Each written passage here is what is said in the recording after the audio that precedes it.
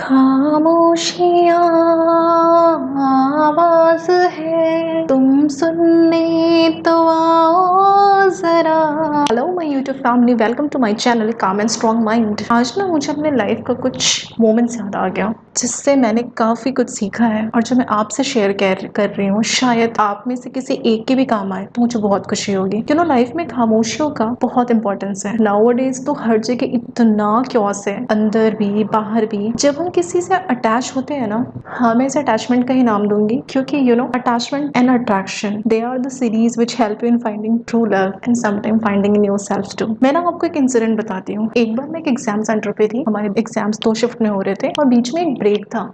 उस टाइम पे मैंने देखा कि मेरे पास में there was a girl sitting next to me and she was so vulnerable. I think she had some issue और वो ना किसी ऐसे रिलेशन हो गई थी जहाँ से वो निकलने चाह रही थी, बट उसका अटैचमेंट और उसकी so called feeling of losing someone वो उसे निकलने नहीं दे रहा था। एंड इतना कुछ उसके अंदर भरा पड़ा था जो वो किसी से शेयर करना चाहती थी। और just next to that girl there was a girl and we all were totally unknown to each other, but उसने बिल्कुल भी केयर नहीं किया और उसने उससे पूछा कि मैं आपसे कुछ बात कर सकती हूँ क्या। And then other girl she said yes. Then उसने अपनी सारी बातें बताई, लाइक कि कैसे मैं किसी के साथ रिलेशन में हूँ, कैसे वो लड़का मेरे लिए इम्पोर्टेंट है और मुझे पता है that he is cheating on me and still मैं उससे बाहर नहीं आ पा रही हूँ। I want to get him back in my life, blah blah blah.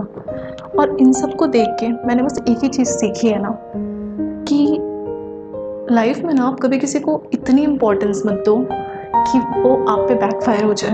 Like यार एक इंसान आपके लिए इतना इम्पोर्टेंट हो जाता है जिससे आप अपनी सेल्फ वैल्यू ख़त्म कर रहे हो, अपनी रिस्पेक्ट ख़त्म कर रहे हो। आई कांट टेल यू कि मैंने किस वल्नरेबल कंडीशन में उस लड़की को देखा था। Like I was feeling pity, I don't know what she was up to. तो प्लीज़ अपने आप को समझाओ, अपने आप को संभालो।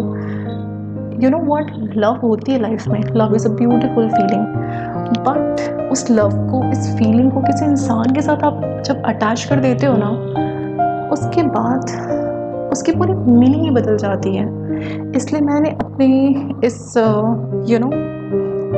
कॉन्वर्सेशन, इस चैट की शुरुआत में यही बोलना चाहूँगी क्योंकि ये मेरे दिल की बात थी जो काफ़ी दिनों से मैं शेयर कर। लव ब्यूटीफुल फीलिंग है, इसे आप किसी इंसान से अटैच कर देते हो तो आप ना उस इंसान के रिएक्शन के अकॉर्डिंग इस लव, इस इमोशंस को जज करने लग जाते हो। So please stop doing that because nowadays जैसे कोविड में हम सारे इतने परेशान थे, है ना, that was a pandemic. Why? Because it was all across the world. तो आपको जो ये लव है ना, ये किसी पैंडेमिक से कम नहीं है। जैसे आपने टीनेज हिट किया, आपको स्कूल में क्रश, कॉलेज में क्रश, हर जगह ये मिलता है। तो this is the most distraction हो जाता है जिससे आप जो करना चाहते हो ना वो भी नहीं कर पाते।